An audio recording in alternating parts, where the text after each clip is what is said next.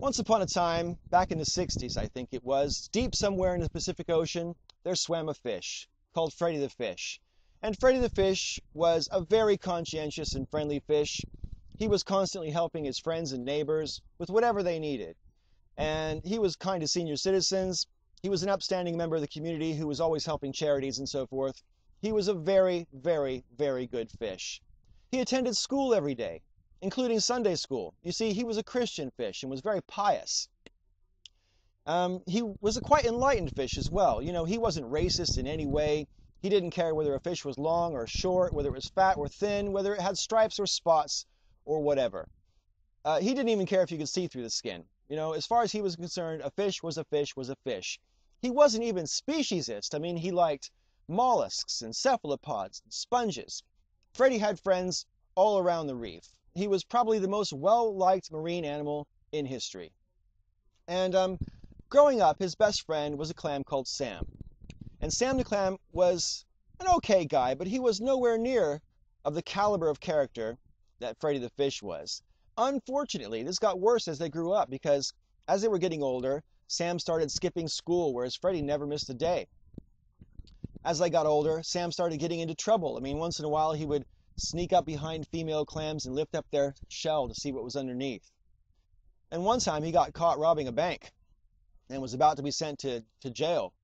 But when it came time for court, Freddy the Fish joined Sam in court and remonstrated with the judge and said, "Look, if you release Sam into my care, I promise I'll take him to church with me, I'll make sure he doesn't miss any school, and we'll get him to turn over a new shell and make him a decent member of the community." And the judge said, "Well, Freddy, you know, if anybody else asked me this, I'd say, sorry, but the law is the law.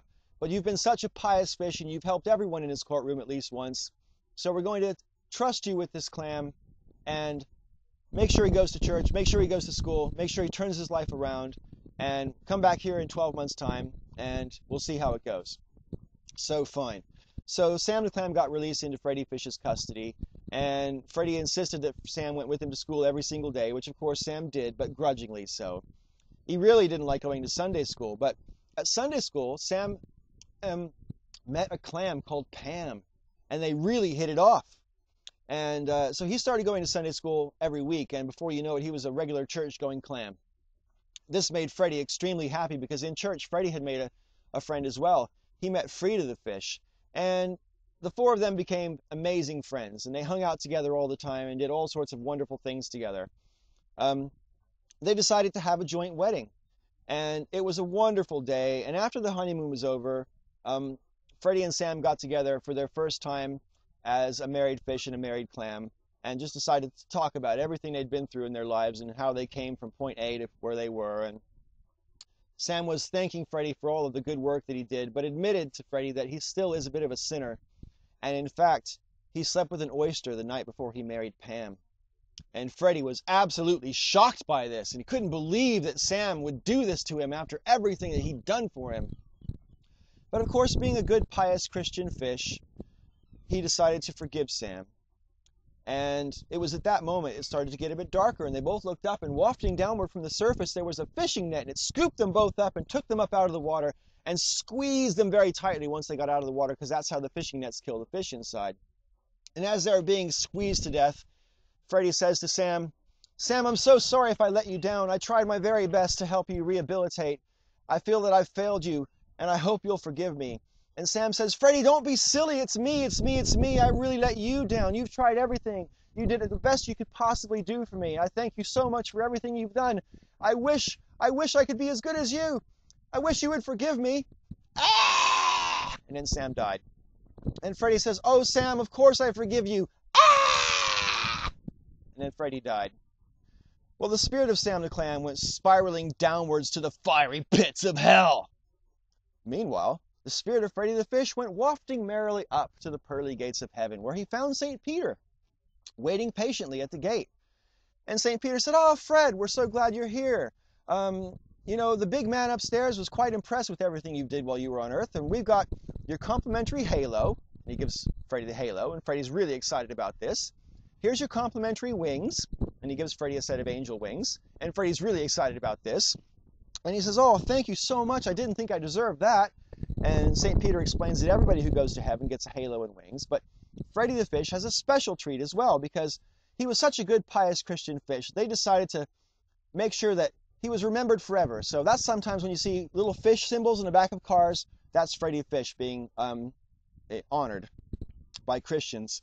Anyway, he also was given by St. Peter a magical golden harp. And with this harp, he could play whatever music he wanted to play, and heavenly music would come out no matter what genre. So if you wanted to play heavenly country and western, that would come out, just strum the strings. If you want to play heavenly disco, that would come out, just strum the strings. And so that's what was happening, you see.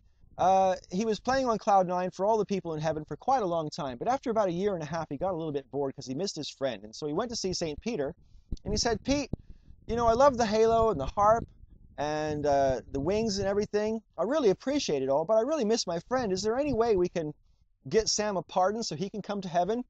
And of course, St. Peter explained that that was not possible. But to Freddy's surprise, he said, we do have 24-hour passes to hell. And Freddy's like, wow, are you kidding? I want to go. He said, show up here tomorrow morning at 6 o'clock. The gates will open for 10 seconds and close again. And as long as you have your 24-hour pass in your fin when you come back, you'll be able to get back in the next day when the gates open up for 10 seconds. So the next day, Freddy's there at the gate waiting. He's got his halo, his harp, his wings, and he goes down to hell, and he's looking around all over the place for Sam the Clam. And he sees Sam leaned up against the bar, flipping a 50-cent piece in his hand. And he goes, Sam, is that you? Freddy! And they have a long embrace, and he says, is this your place? And he goes, yeah, I got this discotheque here. Come on inside, I'll buy you a drink. And Fred's like, aha, only orange juice for me. You know better than that, Sam. And Sam's like, well, you're in hell. I thought I'd give it a try, you know. So he comes inside, and the music is awful. And Sam explains to Freddy that, you know, even though it's hell, it's not as bad as people think. You know, he's got some prostitutes upstairs working for him. He's got some gambling going on in the back room. And the bar and the discotheque really are just a front. And Freddy's obviously not impressed by this, but then again, he's already in hell, so I guess Sam can't get in any more trouble. And Sam points to the harp and says to Freddy, what's that? And Freddy explains to him that it's a magical harp and it will play heavenly music. And Sam says to Freddy, oh my goodness, my discotheque has the worst music you ever possibly could hear. And Fred's like, yeah, I noticed. He says, do you think you could play some music for my customers? And Fred's like, okay, sure. So he starts strumming away on the DJ booth there.